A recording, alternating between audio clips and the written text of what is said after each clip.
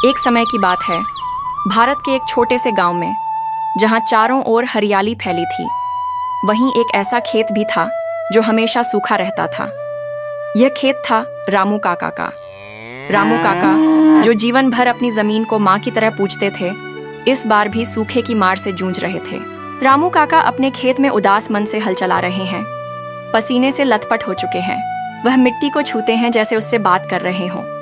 उनके चेहरे पर थकान है, पर आंखों में एक चमक है। उनकी पत्नी सीता देवी साफ सुथरी झोपड़ी से मिट्टी के बर्तन में पानी लेकर आती हैं।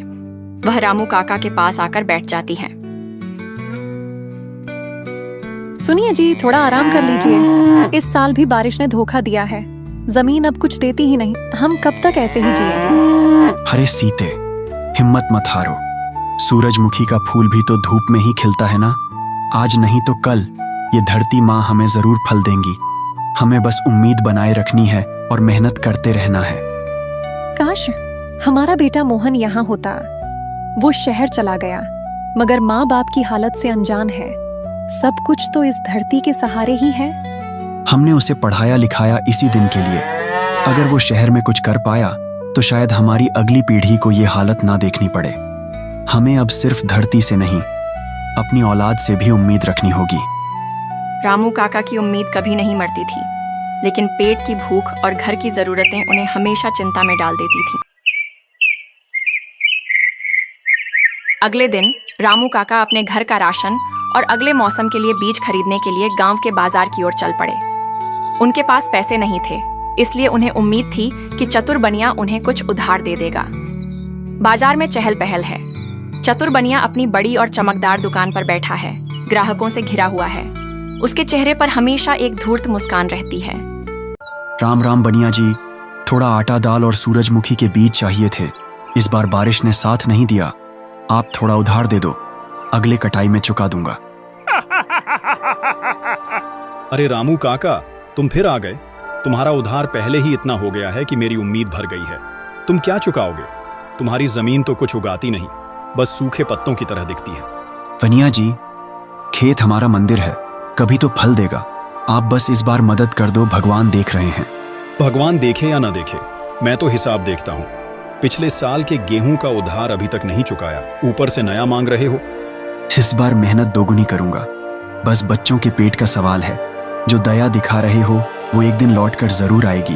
दया? ये दुकान दया से नहीं चलती काका, पैसे से चलती है, और तुम्हारे पास वो है नहीं। अगर भरोसा नहीं तो अगली फसल की गिरवी रख लो, लेकिन भूखा बच्चा देखना अब मुझसे नहीं होता।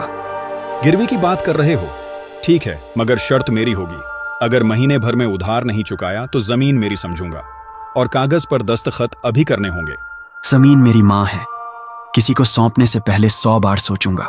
लेकिन अगर बच्चों का पेट भरने के लिए माँ की झोली गिरवी रखनी पड़ी तो वो भी करूंगा। ठीक है, कल आना, कागज तैयार रहेगा। लेकिन याद रखना, इस बार एक दिन की भी देर नहीं चलेगी। बनिया के नौकर भी हंसते हैं। रामू काका का सिर शर्म से झुक जाता है। वह एक पल के लिए उदास हो जाते हैं। वह चुपचाप दुकान से लौट आते हैं।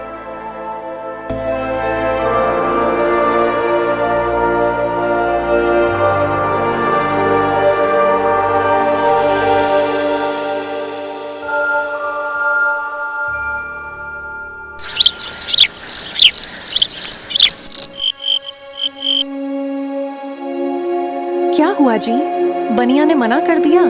उधार मांगने गया था और वो हंसी का तमाशा बना गया। उसके नौकर भी हंसे जैसे मैं कोई भिखारी हूँ। तुम भिखारी नहीं हो, तुम तो उस धरती के बेटे हो जो अनाज उगाता है। लोग भूल जाते हैं कि खेत सूखा हो सकता है, मेहनत नहीं। अगर अगली फसल नहीं हुई तो बनिया जमीन ले लेगा, फिर क्या करेंगे? जमीन कोई नहीं ले सकता जब तक हमारी हिम्मत हमारे साथ है। देखना, कहीं ना कहीं से कोई रास्ता खुलेगा। भगवान हमारी मेहनत जरूर देख रहा है। तेरे भरोसे ने ही तो अब तक मुझे थामे रखा है सीते, नहीं तो कब का टूट गया होता। तो फिर टूटो मत, अब उठने का वक्त है। देखो, कल से हम दोनों कुछ नया सोचेंगे, और जो होगा मिलकर सहेंगे। रामू काका का मन उदास था, पर उन्हें अपनी पत्नी के शब्दों से थोड़ी शांति मिली। उन्हें नहीं पता था कि उनके धैर्य और ईमानदारी की परीक्षा अब समाप्त होने वाली थी।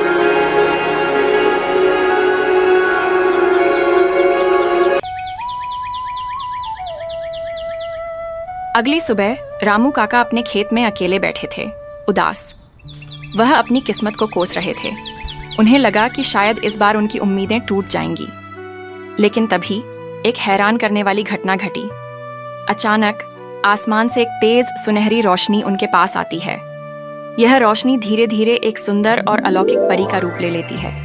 परी के पंख चमक रहे हैं और उसके चेहरे पर शांति है। हे भगवानी, ये क्या है? कौन हो तुम देवी?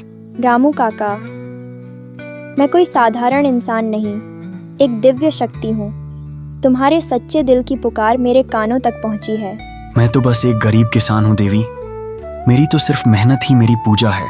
और यही पूजा मुझे खींच लाई रामू काका।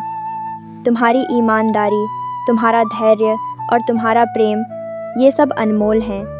यही असली धन है। मगर देवी, मेरा खेत तो बंजर है, अब तो उम्मीद भी सूख गई है। क्या सच में कोई चमत्कार हो सकता है? जहाँ सच्चाई होती है वहाँ चमत्कार भी होते हैं।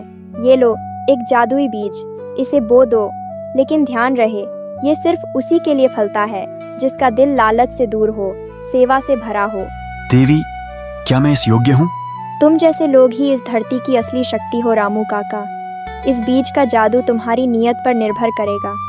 सच्चाई से सींचोगे तो फसल ऐसी होगी जो तुम्हारे पूरे गांव को बदल देगी। मैं वादा करता हूँ देवी, इसमें कभी लालच नहीं आने दूंगा। जो मिलेगा सबके साथ बांटूंगा। यही चाहिए था मुझे। अब मैं चलती हूँ, लेकिन याद रखना, दिल की शुद्धता ही असली जादू है।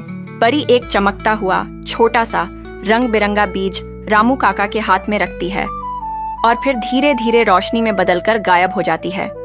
रामू काका और सीता देवी जो पास ही खड़ी थीं, दोनों हैरान हैं। उन्हें पहले विश्वास नहीं होता। रामू काका बीज को अपनी हथेली में रखकर निहारते हैं। उनकी आंखों में फिर से उम्मीद की वही पुरानी चमक लौट आती है। तुम्हें सच में लगता है ये बीज कुछ करेगा? पता नहीं क्या करेगा, लेकिन मन कहता है इसे बोना चाहिए। कहीं फिर से दिल ना टूटे। बहुत बार उम्मीद की है, हर बार हाथ खाली रह गए। इस बार कुछ अलग है।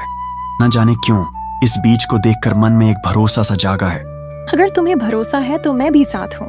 चलो इसे बो देते हैं, जो होगा देखा जाएगा। लेकिन अब डर कर नहीं जीना है।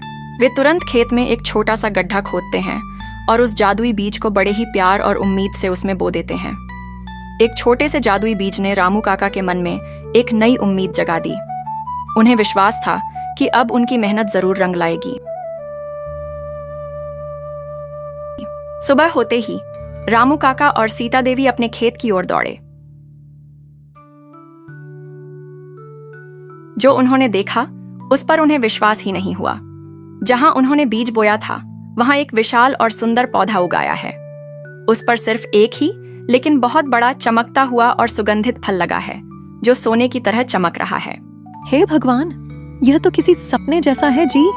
इस फल को तोड़ लेते हैं, हम बनिए का सारा उधार चुका देंगे। तुम ठीक कह रही हो भाग्यवान, मैं इस फल को तोड़ लेता हूँ। रामू काका उस फल को तोड़ने के लिए हाथ बढ़ाते हैं। तभी गांव के कुछ बच्चे जो स्कूल से लौट रहे थे, भूखे और प्यासे उनके खेत के पास से गुजरते हैं। उनकी आवाजें रामू काका के कानों में पड़ती हैं। अमित, आज पेट में तोड़न सी हो रही है। कुछ खाने को मिलता तो अच्छा होता। हाँ राधा, प्यास भी बहुत लगी है। काश कहीं से पानी और रोटी मिल जाए। रामू, वो बच्चों की आवाज सुनी? कितनी भूख लगी है उन्हें। सुनी सीते, ये आवाज दिल चीर गई। हम सोच रहे थे उधार चुकाने की, और वो बच्चे रोटी के लिए तरस रहे हैं। शायद ऊपर वाले ने ये फल हमारे लिए नहीं, उन्हीं के लिए भेजा है। हाँ, पहले उनका हक है। भूख किसी की भी हो, सबसे पहले उसी का हक होना चाहिए। तो चलो ऐसे अपने लिए नहीं उनके लिए तोड़ते हैं। शायद यही इसकी असली कीमत हो। वह बिना एक पल भी सोचे अपना हाथ आगे बढ़ाते हैं और वह जादुई फल तोड़ देते हैं। फल तोड़ते ही एक हल्की सी जादुई चमक फैलती। वह फल बच्चों को दे देते हैं। अरे बच्चों, यहाँ आओ, ये लो, फल खा लो। फल इतना बड़ा है कि सभी बच्चे भर पेट खाते हैं और खुशी से झूमने लगते हैं। जैसे ही बच्चों के चेहरों पर खुशी और संतोष आता है, एक और अद्भुत चमत्कार होता है। उस पेड़ पर तुरंत कई और बड़े और चमकते हुए फल उगाते हैं, जो पहले से भी ज्यादा चमकदार और रसीले हैं। ये था निस्वार्थ सेवा का जादू। मॉरल ऑफ द स्टोरी: ईमानदारी, मेहनत और निस्वार्थ सेवा का फल हमेशा मीठा होता है। सच्ची समृद्धि केवल धन में नहीं, बल्कि दूसरों की मदद करने और सबके साथ खुशी बांटने में है। अगर आपको ये कहानी पसंद आई हो बच्चों, तो लाइक ज़रूर करना, चैनल को सब्सक्राइब करना मत भूलना और इस प्यारी सी कहानी को अपने दोस्तों और परिवार के साथ शेयर भी ज़रूर करना, क्योंकि जब अच्छी बातें फैलती हैं तो दुनिया और भी बेहतर बनती है।